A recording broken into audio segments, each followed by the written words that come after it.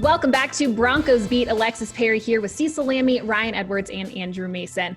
You guys, the league never officially announced that the preseason schedule had been cut from 4 games to 2 as a way to reduce the spread in the midst of this pandemic, but it was clear that that was the direction that they were headed until the NFLPA Board of Player Reps unanimously voted to ex-nay the entire preseason schedule. Now, it seems like 0 preseason games is a strong possibility. How will fewer or no preseason games affect the way that teams prepare for this upcoming season?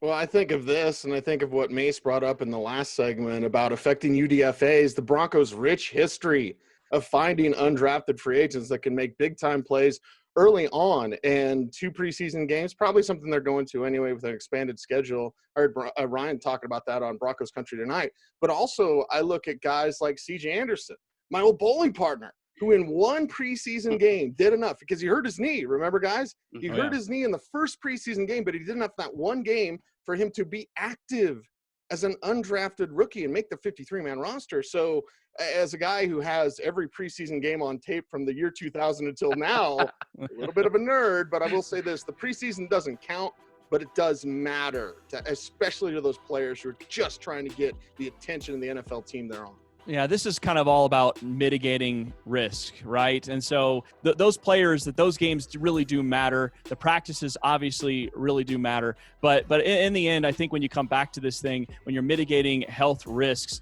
is it worth playing a game that is really kind of a scrimmage? It's a glorified exhibition game. And it doesn't matter. It doesn't actually count. And so if you're saving, I guess, the bullets in the chamber for when things do matter, and you're going to have to interact with other teams and other markets, maybe you want to wait until the games actually matter.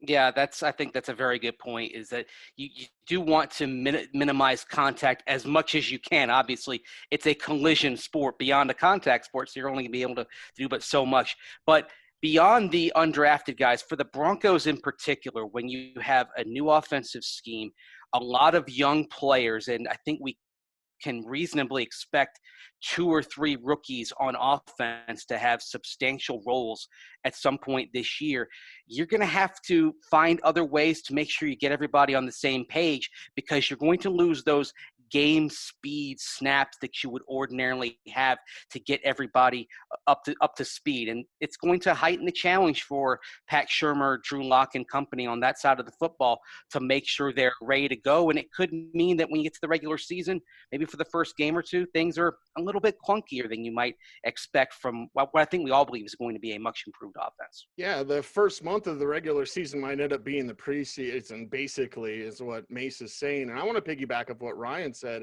about, the glorified practices. I think one of the biggest impacts we're going to feel is the lack of those joint scrimmages, right? Because we all know the preseason turns into vanilla, right? No need for 32 flavors. It's Jack Del Rio's favorite time of year because everything's vanilla in the preseason. So you can only tell so much. But in those joint practices, you can say, hey, we want this look because we want to practice this look. And you'll get that. And you'll get things that are a little bit more fiery, a little bit more competitive, especially on that first day. So losing out on the preseason is one thing. Losing out on those joint practices that the Broncos have done so well with over the last few years, I think that's also going to have an impact. Yeah, and you talk to a lot of coaches. They love those joint practices. They love the opportunity to try out a lot of different things throughout the course because, again, preseason games, you're kind of ramping up and trying to get to actual game. You spend the whole week thinking about, okay, what we're going to do on Wednesdays and Thursdays and Fridays and get ready for the game. But the joint practices offer a little bit more fluidity. You can work with the coaching staffs. Hey, I really want to try out this certain play. I want to see how my players react to it. That stuff is very valuable. But you are losing. If you do end up just saying completely gone with the preseason games, how do coaching staffs get their teams ready each week for games as they have a bunch of new players on their roster who don't necessarily know what it's like to be here in the Denver uniform? And the other thing with the joint practices, sometimes for players, that's a first chance to go against somebody different. And we often see how aggressive those practices can be. And we've all been at those joint practices where tempers have flared. Well, if there's no preseason at all, imagine how week 1 is going to look. Not only your first game, but your first chance to, as they say, hit somebody else could be even more intense than we ordinarily see at the start of the year. Okay, hypothetically, the league scraps the entire preseason schedule. Mace, what are some of the biggest pros of doing that? Other than just, lack of contact. Well, a big pro is simply that you're going to keep players fresher, presumably, because you're going to hold them out of those unpredictable full contact type of situations where injuries can spike. So you're not as worried about Von Miller, Bradley Chubb, Drew Lock. Of course, Drew Lock got injured last year in the preseason. You're not as worried as those guys when they're in more controlled environments. So that is one thing that does benefit. And the other thing is, I think for teams and a league that may be looking at fewer preseason games in the future, this is going to be a chance to maybe test some practices, test some ideas, and figure out if they're going to work.